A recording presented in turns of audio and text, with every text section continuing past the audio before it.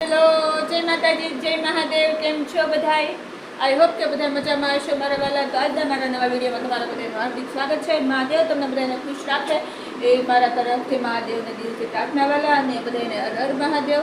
અને આજે મારે બનાવવાનું છે કાજુ ગાંઠિયાનું શાક. તો વિડીયોમાં એન્ડ સુધી બન્યા રહેજો, મજા આવશે વિડીયો જોવાની. અને કાજુ ગાંઠિયાનું શાક અમને ખાવાની મજા આવશે.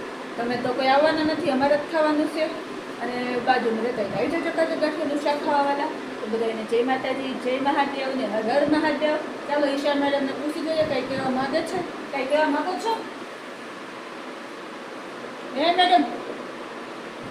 હાય ગાઈસ, કેમ છો બધા? જય માતાજી, જય મહાદેવ. સ્વાગત છે તમારું વિડીયોમાં. તો કેમ છો બધા? આઈ હોપ કે તમે મજામાં જ હશો. ને છે ને હે આજે આ વિડીયો બનાવે છે મમ્મી શેનો ખબર છે? જલ્દી ખબર ને તો કહી દઉં ને, કાજુ ગાંઠિયાનું શાક બનાવવાના છે પંજાબી. તમારે ખાવું હોય તો આવી જજો, કારણ કે મજા આવશે અને મસ્ત બનાવવાના છે. તો છે ને આ તમે જૂનો વિડીયો કાલનો જોયો જ હશે મારો. એમાં મેં આપણે સાબુદાણાની સક્કરી પાપડ બન્યા છે. તો જો મસ્ત આપણે પાપડ ને આ સરસ સાબુદાણા સક્કરી સરસ સુકાઈ ગઈ છે, મસ્ત કડકડી થઈ ગઈ છે. અને હવે આને આપણે ડબ્બામાં ભરી લઈશું. કાલે બપોરે તળીને પેસ્ટ કરશું આપણે આનો તો. અને અત્યારે મારે બનાવવું છે કાજુ ગાંઠિયાનું શાક. તો આમાં કાજુ લઈ લીધા છે, ટમેટા લઈ લીધા, કાંદા લઈ લીધા છે, લસણ લઈ લીધું છે, કોથમરી, મસાલો ને આ દહીં. ચાલો પેલા ફટાફટ આપણે સુધારી નાખીએ. આપણે કોથમરી સુધારવાની શરૂઆત કરી દીધી છે, કારણ કે શાક એ થોડુંક એવું જ મારે બનાવવાનું છે. તમે કોઈ આવશો ને જમવા, એટલે મારે જમવાનું છે. અને ખાવ તો જમવાનું ભૂલતા નહીં બરાબર.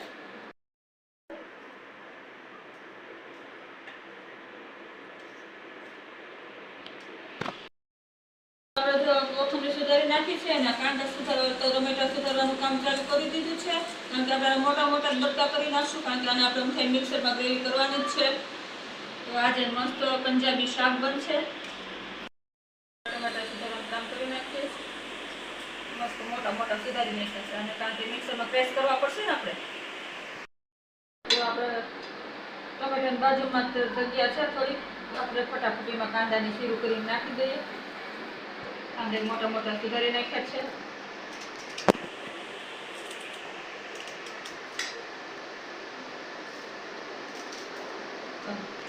વિડીયો કેવો લાગે છે તે કમેન્ટમાં કહેવાનું ભૂલતા નહીં. તો બધાને હર હર મહાદેવ. અને શાક ખાવા આવવાનું ભાવભર્યું આમંત્રણ છે તમને વાલા. તો ચાલો, જો લસણ ફોલવાનું કામ ચાલુ કરી દીધું છે. આગળ મેં તમને કીધું શાક ખાવા આવવાનું આમંત્રણ છે. તો ખાલી શાક નહીં આપું, તમે આવશો તો આરે પરોઠા ફ્રી આવશે.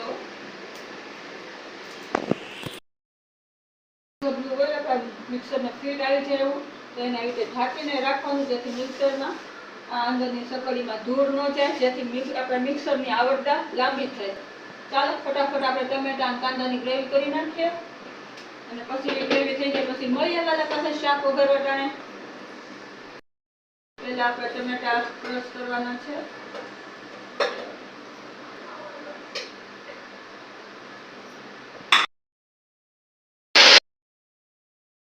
ચાલુ છે ને અમે ગ્રેવી થઈ ગઈ છે, લસણ ખંડાઈ ગયું છે. ચાલો ફટાફટ પહેલા કાજુને આપણે કટકા કરી લઈએ.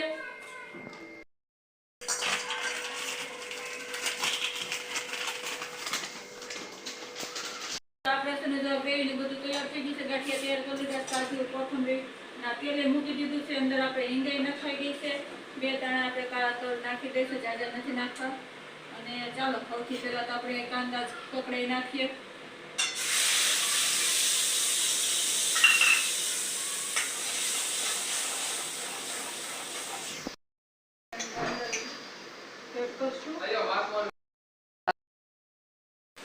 હળદર થોડીક પહેલા નાખી દે ને તો હળદર શાકમાં કાસી ન લાગે, એટલે શાકમાં કાસી હળદરની વાસ ન આવે.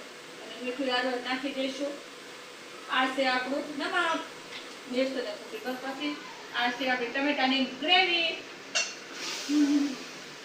તો હું તો આવી રીતે શાક બનાવું છું, તમે કેવી રીતે બનાવો છો તે કમેન્ટમાં કહી દેજો.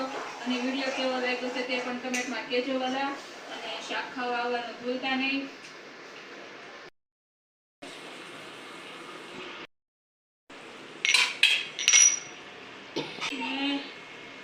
લસણ બાંધીને રાખ્યું હતું એને એડ કરી દઈએ હવે.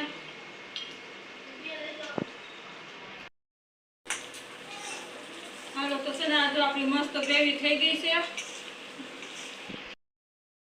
તો છે ને આમાં આપણે કાજુ ગાંઠિયા શાકનો સ્પેશિયલ મસાલો જે આવે ને એ આપણે પાણીમાં એડ કરીને લઈ લીધો છે. અને મરચું તો બધા પોતાના સ્વાદ પ્રમાણે હવે નાખતા હોય. અમારે તો મોળું ખાવાનું એટલે તમને લાલ ન દેખાય. હવે કાજુ નાખી દઈએ.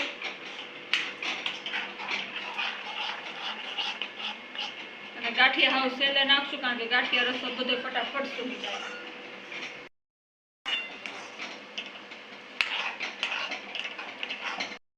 એડ કરી દઈએ.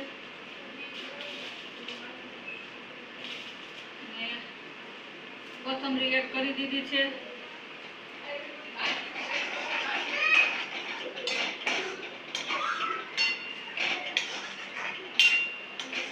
ચાલો હાલો તો હવે અમારું શાક જો મસ્ત બનીને તૈયાર થઈ ગયું છે. અમે તો જો આવી રીતે બનાવીએ છે. તમે કેવી રીતે બનાવો છો તે કમેન્ટમાં કહી દેજો. અને વિડીયો પસંદ આવ્યો તો પ્લીઝ લાઈક શેર સબસ્ક્રાઈબ કરી દેજો. ચેનલમાં નવા હોય ચેનલને સબસ્ક્રાઈબ કરી દેજો. તો બધાને જય માતાજી, જય મહાદેવ ને હર મહાદેવ. બસ આજ માટે એટલું. કાલે નવા વિડીયોમાં એક નવી વસ્તુ સાથે ફરીથી મળીશું. તો ત્યાં સુધી બાય બાય. એડવાન્સમાં બધાને ગુડ મોર્નિંગ ને અત્યારે બધાને ગુડ નાઇટ. ચલો બાય બાય.